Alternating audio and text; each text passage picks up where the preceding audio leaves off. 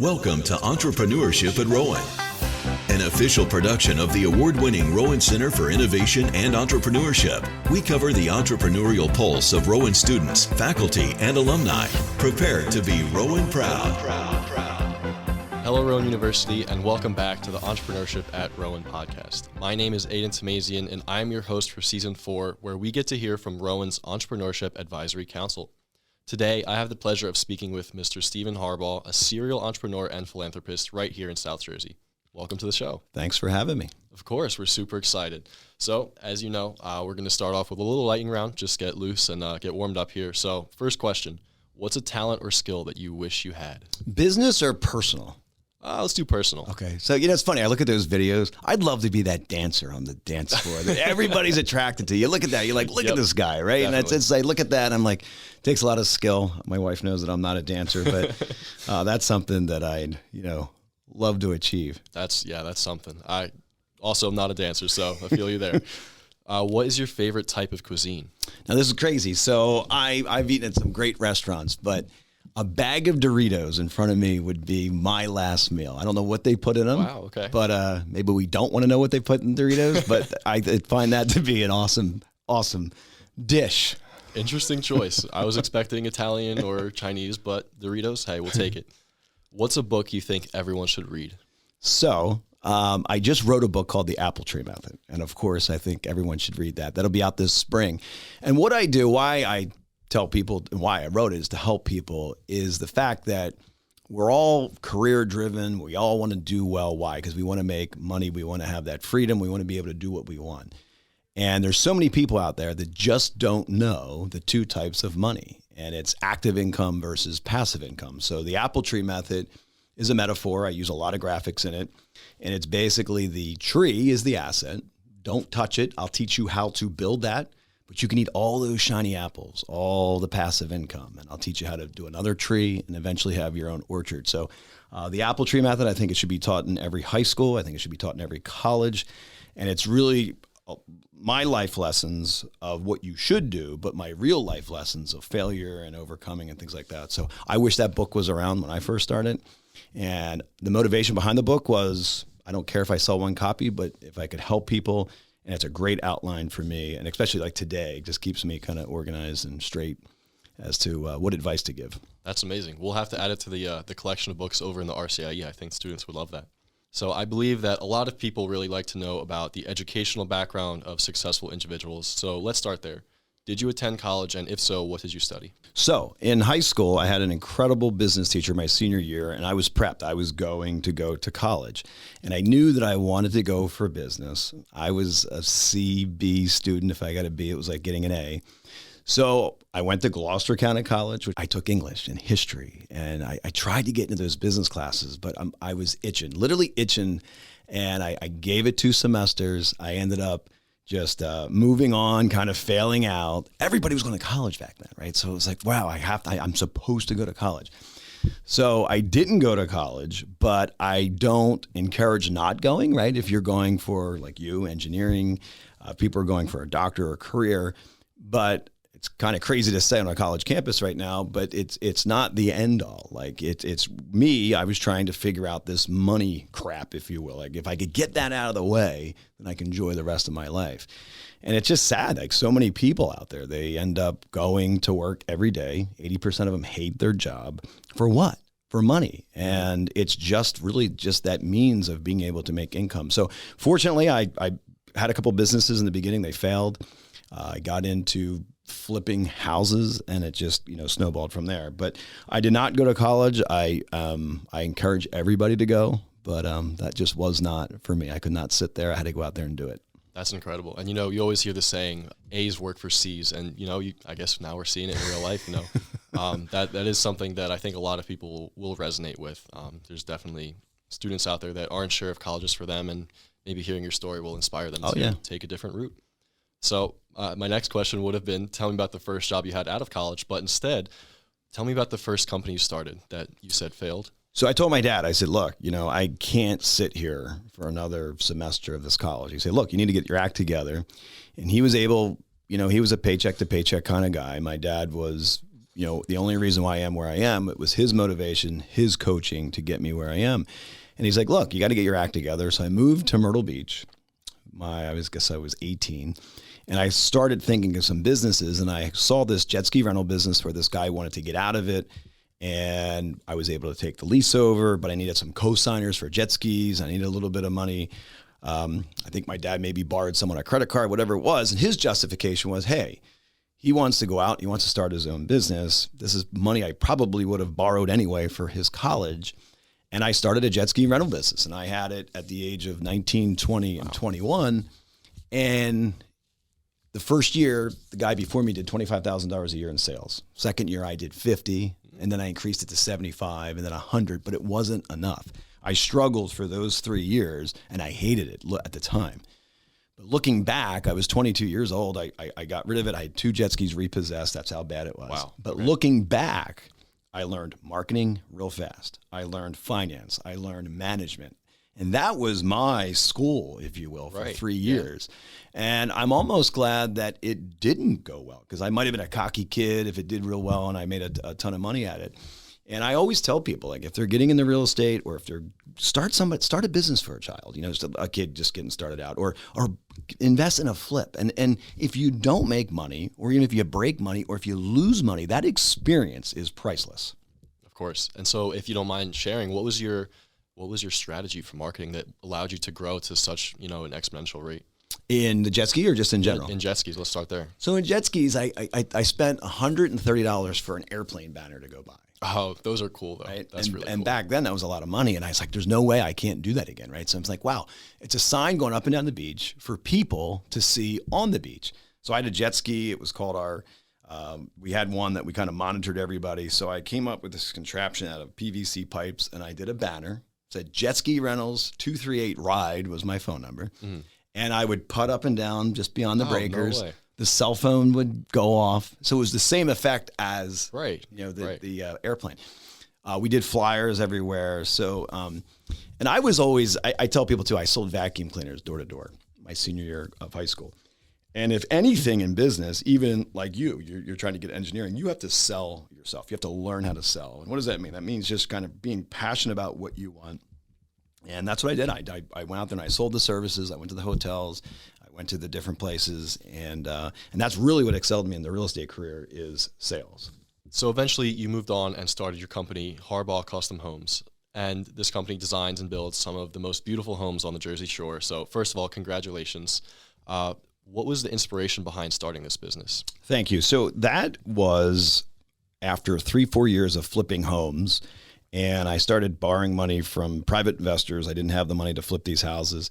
And I thought if I was able to flip homes and make this money, someday I would be able to put this money into some type of passive income asset. So when I did these flips, I would always put more into them. I would always do wainscoting. I would do shiplap, and everyone loved them. And I would probably spend thousands of dollars more than I should have. But when they sold, I got, top dollar or I sold faster than my competition. But I always imagined an area where I could go over the top and just do literally tens of thousands of dollars of trim work inside. Instead of using vinyl siding, maybe I could use cedar, maybe a cedar roof. And the only place you could do that to get that money would be the beach towns. So, and this is a great story. In 2007, I secured an investor and we bought a lot for $750,000. We had a $750,000 budget to build the home. Back then in 2007, if you know anything about the economy there, it was going great, but the cliffhanger was in the horizon. And we were going to sell this for 2.1, having 1.5 after commission. We were going to split 500,000. Life was good. I built this house. We delivered it in 2008. It was beautiful. It was the talk of the town. We furnished it. It was absolutely beautiful. 2008 hits, 2.1, we lowered it to 2, we lowered it to 1.9. But what happened was tons of people went in between the open houses. I had to rent that to pay the mortgage. Again, at the time, devastation, worst time of my life, worst time of my career. But all of a sudden, a family came in, husband and wife, and they said, hey, we love this house. And I said, great, but we don't want to buy it. We have a tear down the street. Can you duplicate this house on our lot? And can you add a bedroom and can you change the roof line? So I went back to my architect and came up with a number. and I built my first custom home. Then I built another house and another house. Today, 180 houses later, wow, I became one of the biggest custom home builders in Stone Harbor. And I tell people that because it's at the time, you think this is the worst time of your life and in your career, but it turned out to be the best thing that's ever happened to me. What it also did was it introduced me to investors. I was down in Stone Harbor, June, July, and August, and you'd have these very wealthy investors come in. They own homes there, fascinated with construction. They love me. Hey, this kid can sell. So I remember just coming out of that 2008, it was 2010, 2011. I had an investor. I still have him today. We've done over 30 properties together. I said, man, I'd really like to buy a piece of land and build and sell. I think we're out of that market. That was my intention 3 years ago in 2008. He said, I'll do one with you. So what we did is we bought a piece of land and we came up with a structure where he got a preferred rate of return on his money, and then we split the profit. And we did extremely well. We built it a year later, and he said, wow, this went well, and we built 2 more. But that there was, I love the custom home building, but what that part did for me, it got me chunks of money to be able to roll into, and we'll talk about later, some of the commercial real estate, which is the passive income. So that I often look back if I never went down to Stone Harbor, and I hated it myself for doing it when 2008 hit. But and that's a life lesson there. I mean, and I have a ton of those where you just got to keep driving, keep plowing through, because you never know where it's going to take you. That's an awesome story. And I think one thing a lot of people might be interested in knowing is, how did you go about getting these investors? How did you convince them that you were the right person to take on this business and this project? So I remember I only had 4 or 5 houses under my belt, but the quality, the ability to build, not the ability to build and sell, because I didn't have that under my belt yet, but I had sold custom homework, and I said, hey, look, here's a couple families that we've built for, and it was beautiful. And I pulled a realtor in, and then I scoured Zillow. Okay, I know this guy paid 1.1 for this lot, and I know that he sold it for $3 million, and I know it only costs about $1 million to build that. So I had all the formula, and I knew there was $1 million profit. Take out the carry, the interest, and all that. And there's about $600,000 or $700,000 profit. So that was very easy to show them. Again, sales, pitching them, of course. And then when I was with the first guy, who I'm still with, and it just attracts everybody else. Very interesting. And now you spoke briefly about the crisis of 2008, but another time of crisis, especially for the shore towns, was Hurricane Sandy in 2012. What did that look like for you, and what sort of impact did it have on your business? The Hurricane Sandy was at first, again, devastating. Lots of homes were lost up in North Jersey, but another traumatic situation that turned very, very good for me and Stone Harbor, and I'll tell you why. North Jersey, if I had a house in Stone Harbor that was $3 million, the North Jersey, New York buyer out in the Hamptons and all those areas that were destroyed in North Jersey started to vacation now in Stone Harbor. Hey, there's this great town south. We can't go to the vacation area that we went to. And then that $3 million, this would be $5 million up there. Mm-hmm. So now they're in a bidding war, 3-1, 3-2. So we had this bubble. I mean, the natural bubble of the real estate going up, but we had an artificial bubble in that we had a market that we never had before driving up this area because their value, their perceived value was a lot higher. So thank God I got in. I had my own personal home prior to that, but it ended up being a very, very good thing for the real estate market. That's amazing. And now when you went about growing your business, obviously now it's a lot farther along than it was before. How important was it to have a structured team around you? How important was that team dynamic of, I guess it would be like your architect, your realtor. How important was that to the development of your company? It's so funny. I just did a talk today and they said, he's a home builder. He's a home builder. And I don't tell too many people this. I do. I write in the book, so I guess I have to come clean. I have no idea how to build a home.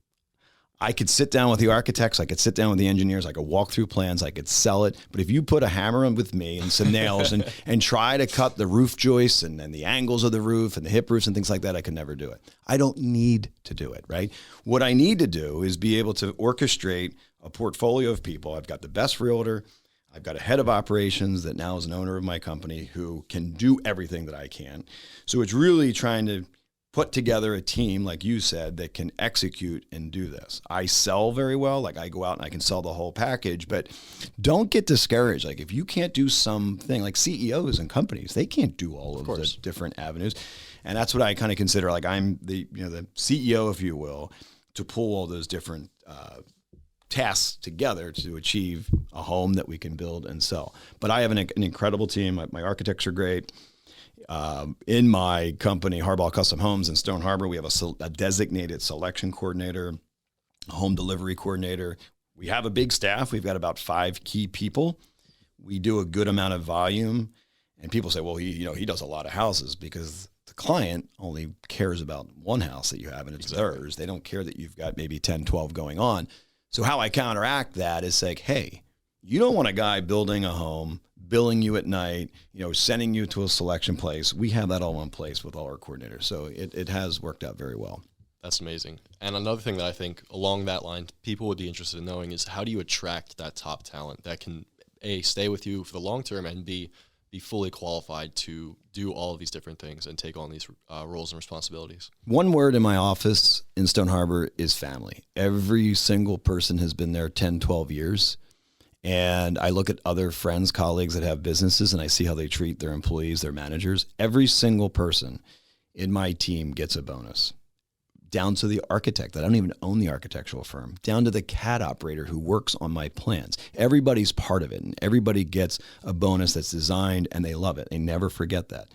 So I just think that's great. I mean, and they're there for you. It's not, I never wanted that resentment of an employee or a vendor. And I hear it a lot from who they work for. So fast forwarding a few years now, you started your next company, Spaceworks Business Suites and Storage. What opportunities did you see in this market that led you to starting this business? So I went through 2008, and I was dependent on active income. And this goes back to what I preach. Active income versus passive income. Active income, if you have a job right now, you actively have to go out and do it. If I'm flipping homes, I actively have to go out and do it. Right now, as we speak on this podcast, I've got 5 commercial buildings that if I went to the Bahamas for a month, a year, I would still make X amount of dollars a year, passive income. So how do you get to the passive income? How do you invest in something? Now, I love commercial. I started out with some duplexes and sixplexes, and we can talk about that. But the commercial part of being able, and I know it's foreign to a lot of people, oh my gosh, we got to do commercial. I can barely get my head around a duplex or a sixplex. But it's so much easier. If I had to do it all over again, that's all I would have ever invested in, because it's that easy. Once you get over into it, it's like, wow, it's not that bad. It's easier. But I was passive income driven. I always talked about, and I talked about in the beginning, where I was just starting out, and it was such a daunting, where I had my car payment, I had my rent payment, I had some other credit card payments and insurance. It was $1,000 a month. And here we are in December. And I ended up saying, okay, well, I made it. And now January hits and it resets. I'm like, I have to go out and do this again. But I fantasized about that coming in by itself automatically. Mm-hmm. And I said, wow, what if I could do 50,000 or 80,000? Then I wouldn't have to work at all. And I knew there were people doing it. I just needed to figure it out. So in 2000, I guess it was 2006, 2007, I partnered up with a guy, and we bought a 6-unit apartment building. Thank God all the financing was in his name. It was in an area that started to turn. He ended up losing them both, and I was like discouraged, because my whole career up until then was, I want to get into real estate. I want to get into this passive income, but residential or multifamily is only one category of all of the real estate that's out there. So I started to look at self-storage facilities. And I knew that it took me forever to kick out tenants that didn't pay in residential. And I went to a seminar out in Las Vegas. I went to a self-storage trade show, and they said, wow, if these people don't pay, you can lock them out in 7 days. Their code won't work. And in 30 days, you can get them out. I'm like, wow, sign me up. This is a great business. So I secured a piece of land right around the corner here in Woodbury Heights. Nobody wanted it. And it took me 2 years to get the approvals. And I built this. And I leased up real fast. I had to negotiate with the bank, and we can get back to what led me to flip my money into that. But it was great, and I still own it today. So I had one of those. Now, same thing, 2008 hit because I built that in 2006. So it really put the pause button for me for about 5-6 years. Getting back to Spaceworks was the second building that I built. And we decided, we say, hey, look, we're going to build a self-storage facility. And the guy that sold the land to me says, look, we have a lot of medical around here. I really don't want a self-storage facility there. But he had 3 lots that were sitting. I said, well, I want to build one. And the broker said to me, he says, hey, look, we're getting a lot of requests for these individual office spaces. Why don't you build an office building in the front? And you could rent the individual offices out. You can rent out the conference room and do some storage and mini warehouses. And I'll tell you what, we have a waiting list today. Like we've been open for 5 years. It's a great diversity of rental units, office space. And I ended up changing the name of my original storage facility to Spaceworks. So we have 2 of those. But the motivation behind that was, yes, I probably made $50,000, $60,000 in positive cash flow on my first storage facility. This Spaceworks, we can dive in the numbers, probably over 100, right? And then I expanded my footprint in Woodbury Heights a couple of years ago. I only had 25,000 square feet on the original storage facility. I bought some houses across the street that were dilapidated. The town welcomed me with open arms because they wanted those houses down. And now I've got 50,000 square feet and I've got a couple medical. So those buildings are the passive income of rolling all that active income of flipping homes into. Moving on now to one of your more recent companies, Harbaugh Village, which some of our listeners might even be familiar with. But for those of us who haven't heard of it before, can you tell us a little bit more about what Harbaugh Village is? Harbaugh Village started on my front lawn. Oh, really? 2018, I lost my father. And I remember sitting there, I was looking at that dark house, no decorations in November, and I'm thinking, I can't do this. First year without dad. And I looked at my kids, and I looked at, he would never have wanted that, right? So as a coping mechanism, and I think if I was on a psychiatrist's couch, they would say this was the biggest case of diversion out there. I went out, loved the movie. He loved the movie, 10,500 lights. I came home, and it looked like 2 massive commercial refrigerators on pallets. I'm like, what is that? It was the Christmas lights. So I put those up. I went out, I got the 1973 Ford Condor just from the movie, like Christmas Vacation, the station wagon. I got the tree, roots and all. I would take the kids to school just to get that buzz going, marketing, right? Mm-hmm. I had the cop car. And I remember the first night we turned the lights on, and I thought, well, it'll just be people locally within a mile or 2. I started to see New York plates, Maryland. Wow. It was crazy. And that's what I said. And my wife's like, what did you do? She says that to me often. And she said, why don't we fill the RV or try to fill the RV with toys for underprivileged children? And the first year we did it, we got 4,000 toys. That's amazing. Second year we did 8,000. And the last year we did almost 13,000 toys. But we also got $40,000 in donations. So it got out of control. Year 3, we were viral. We were on the Kelly Clarkson show. We did the tree lighting up in New York. They did a feature on us. So and I thought this was pretty proud. I was showing everybody, I took screenshots of Apple Maps, right? And I had all the red veins in my town, which was traffic, so cool. Right? But I created that. That's great. That's good marketing, right? Yeah. Well, the neighbors didn't think so. So we ended up taking, I said to the mayor, I said, look, bear with me. It won't be here next year. But I didn't want to stop the mission, right? I didn't want to stop the charity. We started a charity called George's House after my dad. And we with that $40,000 in donations, we were able to help a family in Camden get back on their feet with housing. And then the following year, I secured some land in Mullica Hill, and I wanted to continue doing the toy drive. And I didn't know what that housing looked like at that time. My intention was just to recreate the home in the field. People would drop off gifts, and we would do just what we did at the house. But I started Googling Christmas villages in Europe. They all had a ice skating rink. They all had vendor stalls. They all had a carousel. They all had like a little downtown area. So I went on and I started Googling ice skating rinks. So we put this together. We built it in 75 days. It opened up. Our first year we did 45,000 people went through it, raised probably over 20,000 toys, maybe $100,000 in donations throughout that year. But I still wanted to stay on that housing mission. And when we prepaid the rent for the family in Camden, I didn't want to set them up for failure after 12 months. What happened? So I brought in a local charity called Family Promise, and I was introduced to a concept called transitional housing. Transitional housing, they had one rental home next to the Presbyterian Church in East Greenwich. I had no idea it was there. They had it for 7 years. 34 families went through it. They're allowed to stay there up to 6 months, get back on their feet. A local bank teaches them finance. They find them better jobs. They do financial literacy. They open up checking accounts. And this is folks that really want to get back on their feet. Of course, right. And it's a place where they can catch their breath for 6 months. And it's a warm home. And after they're through this program, they go on to either rent or buy homes of their own. So I said, you know what? This is something that I want to get behind. Now, you touched on it just briefly, but as part of your philanthropy, you've taken on a role here with Rowan's Entrepreneurship Advisory Council. How did you first come to serve in this position, especially since you didn't go to Rowan?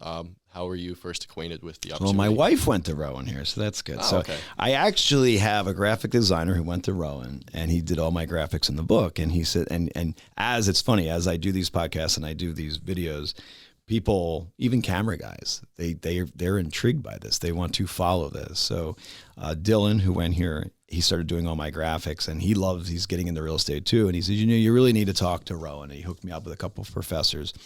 And I said, look, all I want to do is if I could shed some light in a professor way of somebody locally that's really, really doing it. And I look back when I told you I only went to college for 6 months, but business law, I would look at these words and I would look at it, and I was a visual person. I couldn't really get it. It was just words on a piece of paper. I am very visual. I have a ton of graphics. We were talking earlier today about 2 parallel roads. people say, hey, I got to quit my job, or I have to quit and start flipping houses. No, you need to stay in your active income road. And there's a parallel road called passive income. Eventually, you're going to be on just that passive income road, but you have to manage your time and do both. But those little graphics, I would take screenshots. I would send them to professors. My CPA, who's a huge CPA, he says, can you take screenshots? These graphics are, I just think I need those for me, right, but I think people need them. So if I could shed some light and just be the inspiration for somebody just starting out, getting back to where I started, I had a book. It was called Awaken the Financial Genius. And my dad had it. It was a black and white book in the den. And I started reading it. It was just basic real estate concepts about assets, liabilities. It talked about leveraging, passive income, active income. They didn't call it that, but it was just, the passive income. So in chapter 1, I see in my dad's handwriting, it said goals. And it says 1,000-unit apartment building. Refinance house, take out $10,000. So I went in the living room. I said, hey, Dad, where's our 1,000-unit apartment building? And he says, well, your grandfather was a very conservative banker. And anytime that I went to him with an idea, he crushed it. Oh, how many deals do you think are out there? Nah, it's pie in the sky. So when I came along and I wanted to do this, it was, he was my biggest coach, my biggest motivator. But that book was written by Marco Harrelson. And I went to Myrtle Beach. I told you earlier I was selling this Panama Jack suntan lotion. That was a summer job as I was looking for the jet ski business. And I started going through these chapters. And this guy came up to me and said, hey, what are you reading? I said, this book on real estate. I said, it's kind of interesting. He says, well, what chapter are you on? I said, well, it's about taking equity out of one property and going to the next. He says, well, that's what I do. He goes, I'm from Allentown, Pennsylvania. And he was there for 3 weeks. He's smiling, not a care in the world. I still picture him drinking a drink by the pool, didn't care, right? In that passive income, state. And he said, I bought a school in Allentown. We ended up converting it to apartments. This stuff is real. So the next week, what chapter are you on here? So these chapters start to come alive, and it was nice. So that's what I do in my book. And that's what I really like to do here. If I can get those chapters to come alive for someone, real pictures, real graphics. Fast forward, last year I'm writing this book. And I tracked this guy down, Marco Harrelson, right? And I have this app. I found his wife's cell phone number. He's 79 years old. He's living out west. And I called her. They just got back from Hawaii. He said he'd love to hear from you. He has a lot of students, that call him. He made a couple people billionaires. I said, well, I'm not a billionaire. I said, but I've done quite well. He called me the next day. I took the call. And you might thought a rock star called me. Why? Because that was the first person who introduced me to this concept and this, attraction to passive income. And I cherished that for my entire, I still have the book. I mean, it's crumbled, it's got grease all over it, suntan lotion, but I still have it. But if I could be that person for somebody now just starting out, And I read the other day, it's like so many real estate people hide. They don't tell you how they did it. And if they do, they're trying to sell you a course, and they're full of crap, and they don't know the real stuff that, to be successful. So that was the motivation behind the book. That's the motivation helping here at Rowan. And again, just maybe when I'm 79, somebody will call me. Hopefully, yeah. Maybe it'll be one of us. That would be amazing. As a last question, what advice would you give to aspiring entrepreneurs or students who want to reach your level of success one day? All right. So one of the things people I always talk about how and what. People, how do I do it and what do I do? And the number one thing you need to think about is a goal. Where am I going? So you ever really think about that? And I tailor this to everybody. So it could be a 1-year goal. It could be a 5-year goal. It could be a 10-year goal. So once you know where you're going, then you can develop the how. How am I going to get there? And people, I don't have money. I don't have this. I don't have that. Writing this book, 2 things that are free that I keep writing and writing and writing: research and education. It's free, so easy. Get your butt off the couch, go out there, start driving. I tell this story.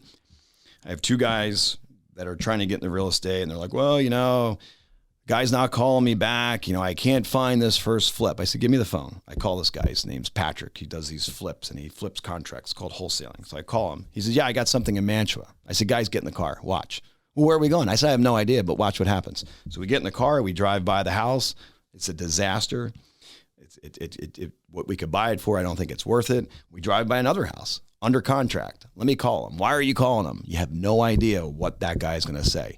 The guy told us exactly what that home sold for. The realtor lived in that neighborhood. The realtor said, I'll meet you at this house, right? So then we put an offer in on the place.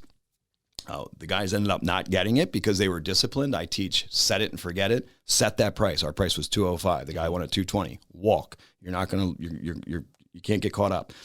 But what that did was, if they would have still been in that office, right, not going out, it was free to drive around. It was free to talk to that realtor, research and education.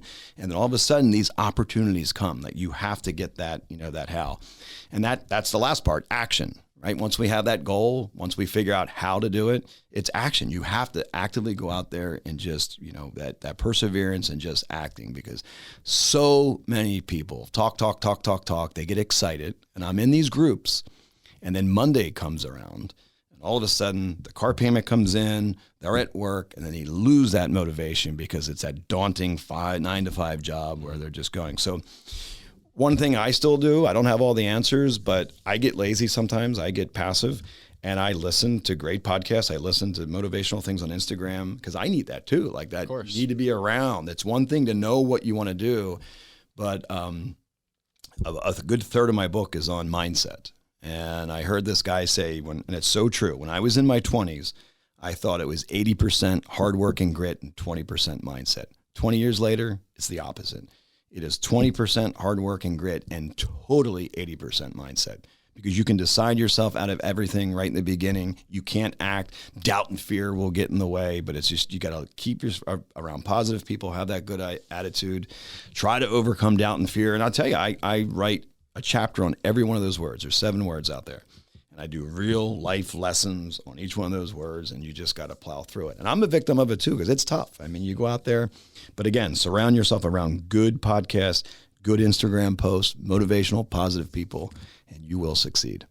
That's fantastic. And most people would just say, go out there and try, but I think you really took it to the next level. So thank you for that one. And to all of you listeners out there, really hope you enjoyed this episode. I know this has been one of my favorites so far. Thank you for listening. Rowan is proud to be an official knowledge hub of the International Council for Small Business. Our AACSB award-winning entrepreneurship programs challenge students to solve real problems in bold and impactful ways. If you're interested in supporting entrepreneurship at Rowan, or want to get more involved by hiring an intern, speaking to a class, or being featured as a case study, contact us at rcie@rowan.edu.